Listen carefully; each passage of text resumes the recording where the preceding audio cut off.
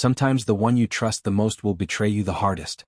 But what's even worse is when betrayal becomes not the end, but only the beginning of a real game. I had been working as a renewable energy specialist in Fort Worth for 15 years. My life seemed stable, predictable. Ursula, my wife, worked as a translator for an international company. We had been married for almost 20 years, and I thought I knew this woman better than anyone. But I was wrong. It all started with small things. Ursula began staying late at work more often. Nothing suspicious. Translators often have irregular schedules due to time zone differences.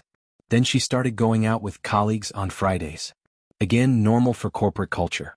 But one day I saw a message on her phone while she was in the shower. Today at 8 at our place? Someone named Eric wrote. Just like me. Coincidence? Maybe. But something inside me tightened. I didn't make a scene. Instead, I started observing. Ursula really was going somewhere 3 times a week. Always in the evening. Always with perfect makeup and in her best outfit. And always refused when I offered to join her. After 2 weeks, I decided to follow her. Yes, it was low, but I had to know the truth. She drove downtown to one of the most expensive rooftop bars. I walked in 10 minutes after her. What I saw shattered my world. Ursula was sitting at a table by the panoramic window with a man. They were holding hands. She was laughing so genuinely as she hadn't laughed with me in a long time. And then he leaned in and kissed her. Long, tenderly. The way I had done 20 years ago. I didn't approach. I just quietly left and drove home. Over the next few days, I gathered information. It turned out his name was also Eric.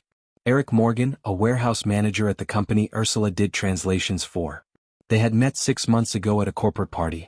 During that time, she had seen him more than 40 times. I could have just filed for divorce. But something in me craved more. Not revenge in the classic sense. I didn't want to physically harm anyone.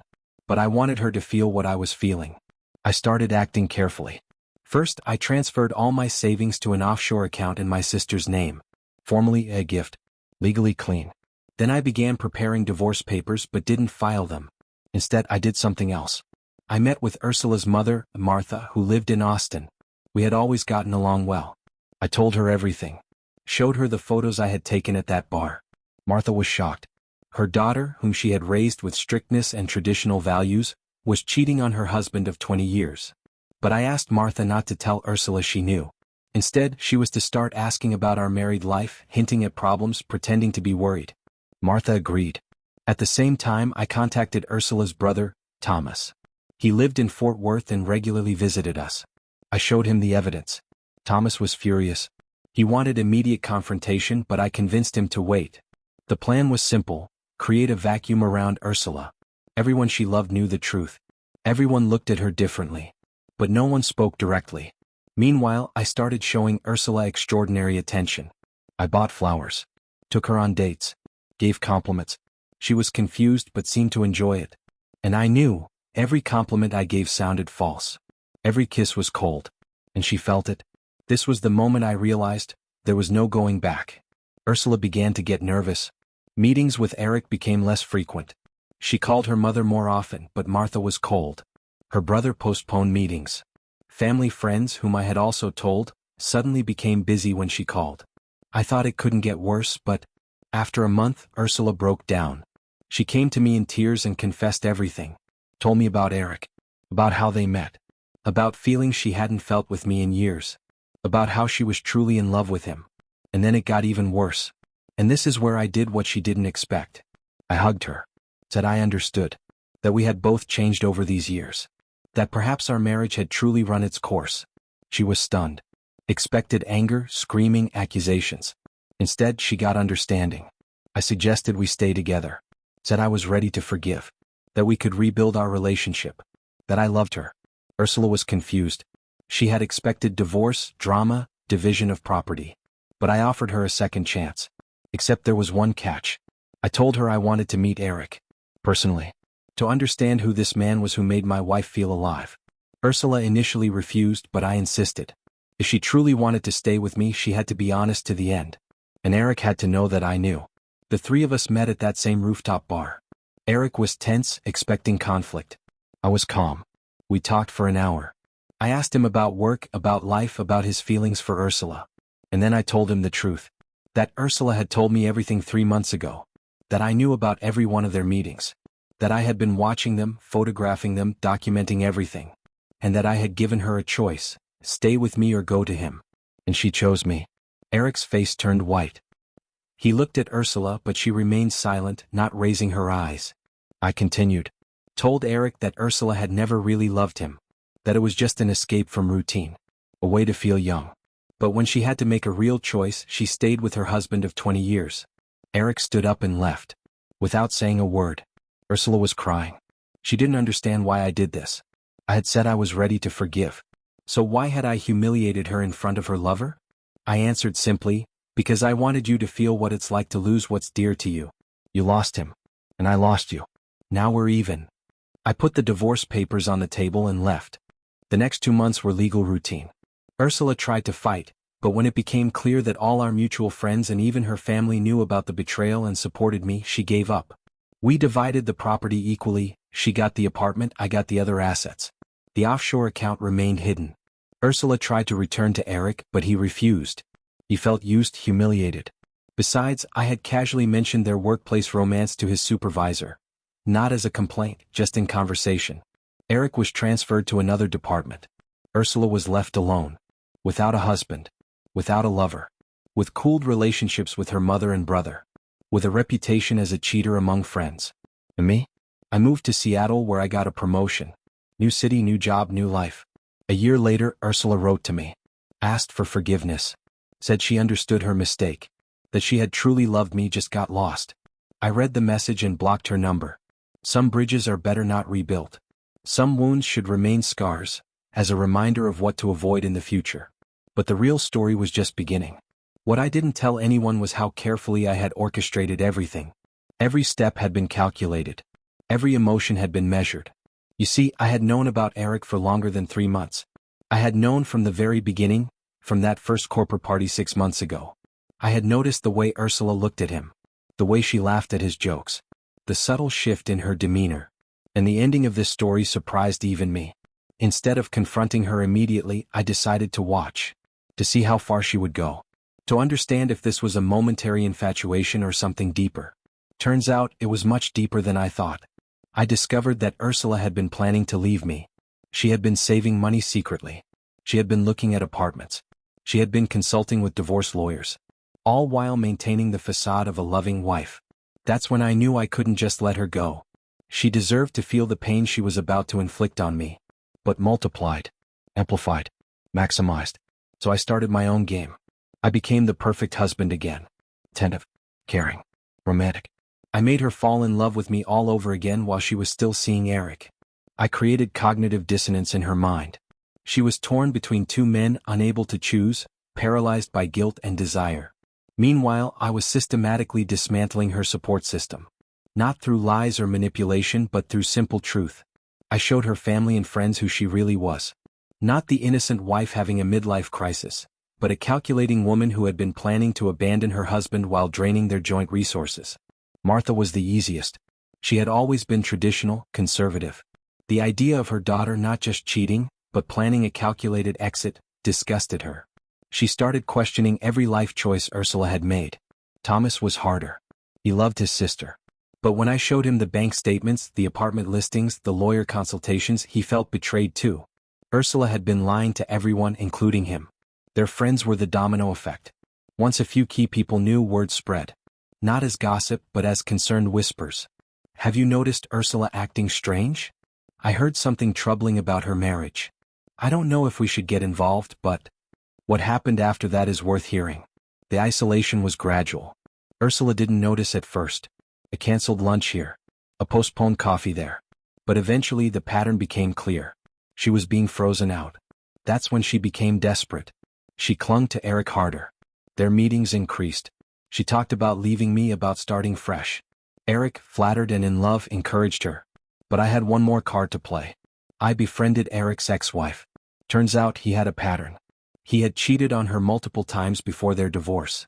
He was charming, attentive, made women feel special. Until he got bored and moved on to the next one. I shared this information with Ursula's best friend, Linda, who was one of the few people still talking to her. Linda, concerned and conflicted, eventually told Ursula. Suddenly, Ursula's perfect escape plan was crumbling. Eric wasn't the knight in shining armor. He was just another flawed man. Maybe more flawed than me. That's when she came to me crying, confessing, hoping for forgiveness, hoping to salvage what was left of her life. And I gave her hope. False hope. Just long enough to make her believe we could fix things. Just long enough for her to break things off with Eric, to burn that bridge completely. And then I revealed the truth. That I had known all along. That every kind word, every romantic gesture, every moment of seeming reconciliation had been a performance. A carefully crafted act designed to make her feel exactly what I felt when I first discovered her betrayal. My reaction shocked even her friends. The ones who had stood by her, who had tried to give her the benefit of the doubt, were horrified when they learned the full scope of her deception. And they were almost impressed by the precision of my response. I didn't yell. I didn't break things. I didn't make threats. I simply dismantled her life, piece by piece, using nothing but truth and patience. The divorce proceedings were clinical. We split everything 50-50 as per Texas law. She got the apartment, I got equivalent assets. Neither of us fought for more. There was nothing left to fight for. After that moment, her life was never the same. Ursula tried to rebuild. She moved to a smaller place. She threw herself into work. She tried to reconnect with her family with varying degrees of success. Martha eventually softened, but their relationship would never be the same. Thomas took longer. He felt personally betrayed by her lies. Eric moved on quickly. Within 3 months he was dating someone new. Ursula saw them together once at a restaurant. She told Linda it felt like a punch to the gut. He had moved on as if their relationship had meant nothing. And that's when Ursula realized the ultimate truth. She had thrown away a 20-year marriage for a 6-month fantasy. She had betrayed a man who had been faithful, supportive, and present for a man who had simply been available and exciting. Before I continue, please pause the video and subscribe to the channel so you don't miss any new interesting stories. Thank you. I heard all this through the grapevine. Fort Worth's professional circles were small. People talked. And while I had moved to Seattle, I still had connections. The offshore account I had mentioned to no one, not even in court, continued to grow. It wasn't about hiding assets. I had taken it out before we even discussed divorce as a gift to my sister for tax purposes. Completely legal. But it was my insurance policy, my fresh start fund. In Seattle I thrived. The renewable energy sector was booming. I got promoted to senior consultant. I traveled the world, Germany, Japan, Australia, implementing sustainable energy solutions. I dated occasionally but nothing serious. I wasn't ready. Maybe I never would be. But I was free. Free from lies. Free from betrayal. Free from the constant anxiety of wondering if the person sleeping next to me was really the person I thought she was. 2 years after the divorce, I was in Fort Worth for a conference. I ran into Linda at a coffee shop. She looked uncomfortable but sat down to talk. Ursula asks about you sometimes, she said carefully. And what do you tell her? I asked. That you seem happy. That you've moved on. Linda paused. She hasn't, you know. Moved on. I sipped my coffee. That's not my problem anymore. She knows that. But she wanted me to tell you something if I ever saw you. Linda pulled out her phone, scrolled, then read, Tell him I understand now. Tell him he was right. Tell him I'm sorry for the woman I became, not just for what I did. I nodded slowly. Is she okay? Define okay, Linda said. She's alive. She's working. She's alone. Her mother talks to her once a month. Thomas sees her on holidays. She goes to therapy twice a week.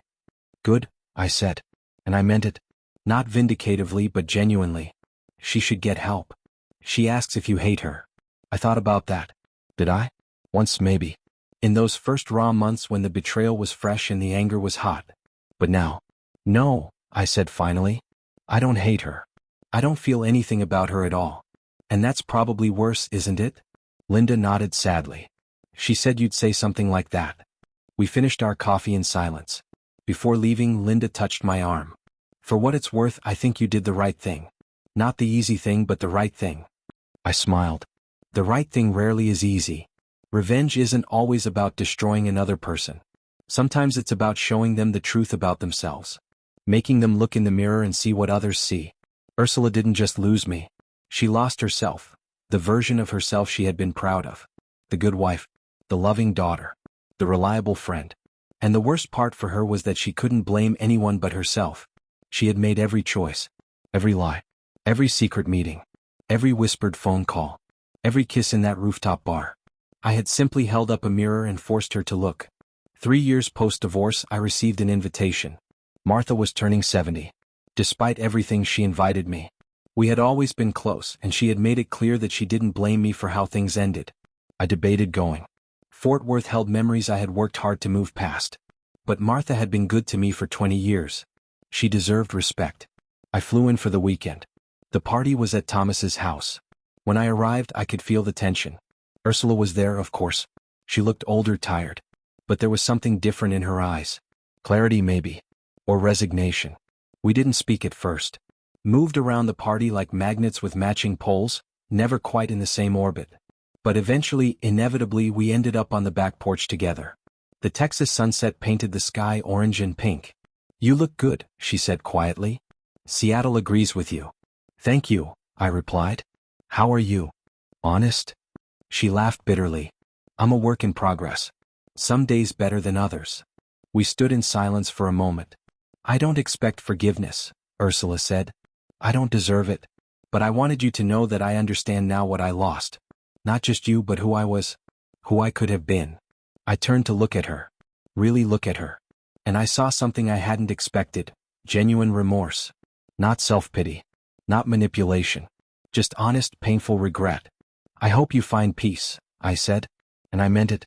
"I hope you find love again," she replied. "Real love. The kind you deserved from me but never got." I nodded. "Maybe someday." We went back inside separately.